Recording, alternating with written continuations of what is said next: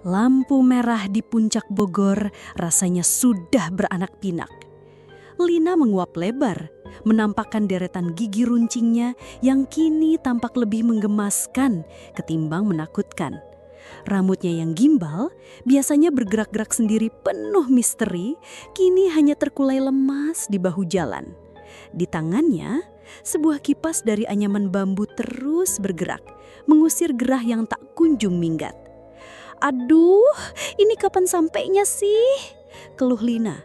Suaranya melengking tinggi, kalah telak dengan bising klakson dan deru mesin yang tak ada habisnya. "Sudah 3 jam aku di sini, dari tadi cuma maju sejengkal.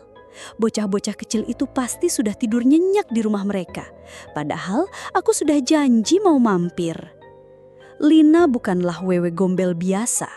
Sejak lahir, hidupnya sudah penuh keanehan. Ibunya, wewe gombel legendaris yang terkenal garang dan suka menculik anak, selalu mengeluh karena Lina terlalu manis. Bagaimana tidak? Lina kecil lebih suka bermain petak umpet dengan anak-anak manusia daripada menakut-nakuti mereka.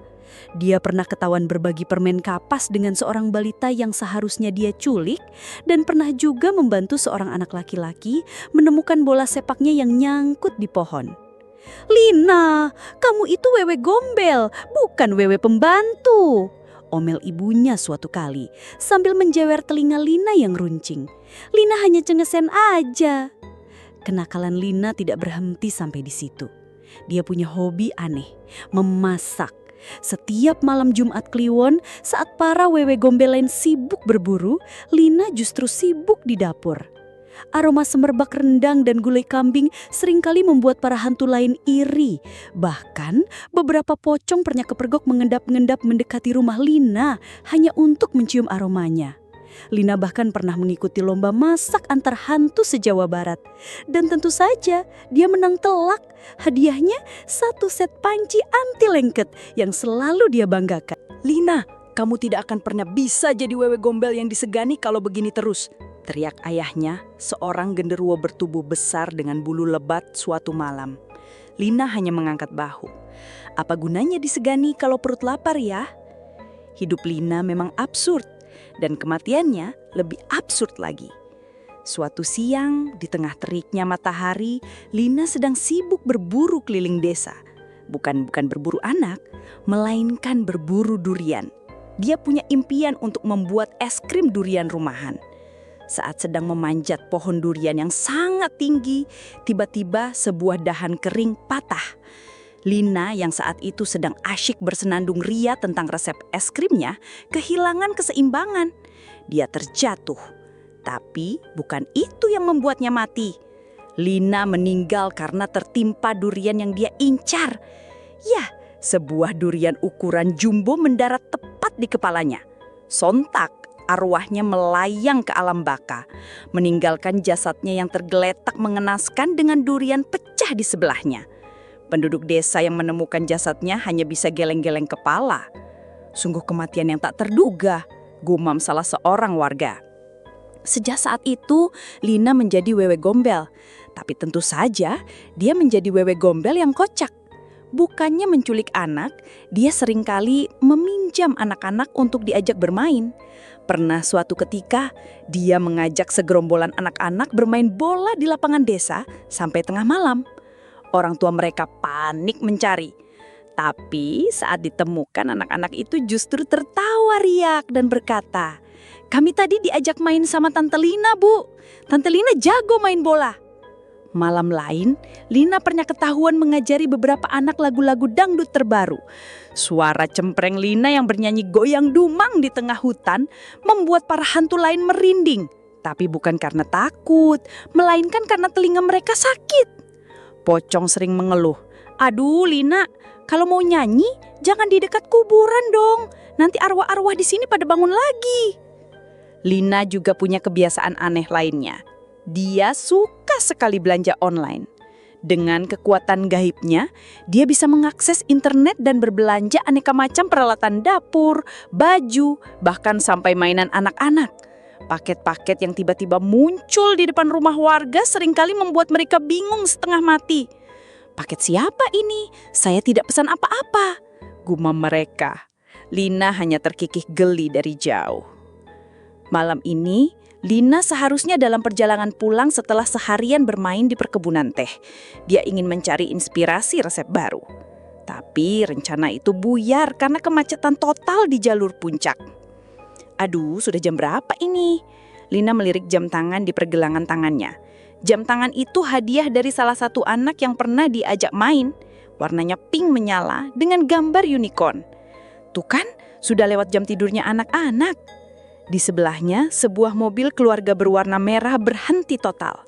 Seorang anak kecil di dalamnya, mungkin berusia 5 tahun, sedang rewel minta es krim. Lina mendekat.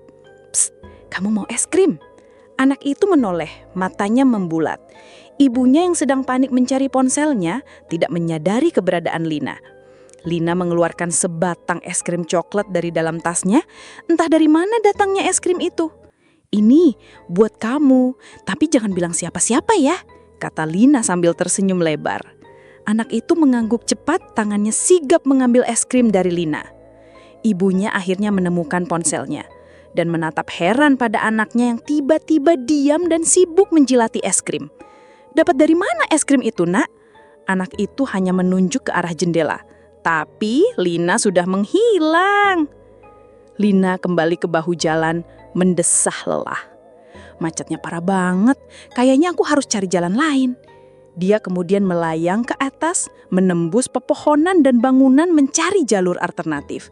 Dari atas, dia bisa melihat deretan mobil yang memanjang seperti ular raksasa. Astaga, sampai ke Cipanas begitu. Ini sih lebih parah dari antrean sembako. Lina kemudian terpikirkan ide. Kenapa tidak terbang saja? Tapi itu terlalu biasa. Dia wewe gombel. Dia harus tampil beda. Dia punya ide yang lebih kocak. Lina terbang rendah, sejajar dengan kaca spion mobil-mobil yang terjebak macet. Setiap kali ada mobil yang berhenti, dia akan menongolkan kepalanya dari samping, membuat para pengemudi dan penumpang terkejut setengah mati. "Dor!" seru Lina sambil tersenyum lebar menampakkan gigi-gigi runcingnya. Beberapa orang berteriak histeris. Ada yang hampir menabrak mobil di depannya. Ada juga yang langsung tancap gas, padahal jalanan masih macet. Lina terbahak-bahak. Ini jauh lebih seru daripada menculik anak. "Woi, hantu edan, jangan ganggu orang macet dong!" teriak seorang bapak-bapak dari dalam mobil. Lina hanya melambaikan tangan, lalu melanjutkan aksinya. Dia melayang dari satu mobil ke mobil lain, dari satu jendela ke jendela lain, membuat kekacauan kecil yang justru menghibur dirinya sendiri. Dia bahkan sempat berfoto selfie dengan seorang ibu-ibu yang pingsan karena kaget. Tiba-tiba dari kejauhan, Lina mendengar suara sirine polisi. Dia menduga pasti ada sesuatu yang terjadi. Mungkin ada kecelakaan. Dia pun penasaran dan mendekat. Ternyata bukan kecelakaan. Polisi sedang sibuk mengatur lalu lintas yang semakin semrawut karena ulah Lina. "Woi, kamu hantu berambut gimbal!" teriak seorang polisi menunjuk ke arah Lina. "Jangan bikin rusuh di sini. Ini sudah macet parah." Lina cemberut. "Pak polisi, saya cuma mau bantu ngilangin bosen kok. Lagian, saya kan nggak nyulik anak, cuma bikin kaget doang." Polisi itu hanya menggelengkan kepala. "Mending kamu pulang saja sana, atau tidur di kuburan. Jangan bikin macet tambah parah." Lina mendengus. "Ya sudah, kalau begitu saya pulang saja. Tapi macetnya kapan selesainya sih, Pak?" Polisi itu hanya menghela napas panjang. Entahlah Bu, mungkin sampai lebaran monyet. Lina akhirnya menyerah. Dia melayang tinggi ke angkasa, meninggalkan kemacetan yang semrawut. "Dasar macet, bikin kesel saja," gerutunya. "Padahal aku sudah janji mau mampir ke rumah Budi, mau ngajak dia main petak umpet." Kisah Lina si wewe gombel yang terjebak macet ini mungkin terdengar konyol, tapi sebenarnya mengandung sindiran yang cukup pedas. Betapa ironisnya, bahkan makhluk halus sekalipun bisa dibuat pusing 7 keliling oleh kemacetan yang sering kali menjadi bagian tak terpisahkan dari kehidupan kita. Ini seolah menunjukkan bahwa ada hal-hal yang lebih menakutkan dan lebih sulit diatasi daripada hantu sekalipun. Salah satunya adalah infrastruktur yang tidak memadai dan kebiasaan berkendara yang kurang disiplin. Mungkin lain kali saat kita terjebak macet dan mengeluh tak ada habis-habisnya, kita bisa membayangkan Lina si wewe gombel yang juga sedang menggerutu di bahu jalan. Siapa tahu dengan begitu, kita bisa sedikit terhibur dan menyadari bahwa masalah macet ini bukan hanya menyusahkan manusia, tapi juga para hantu.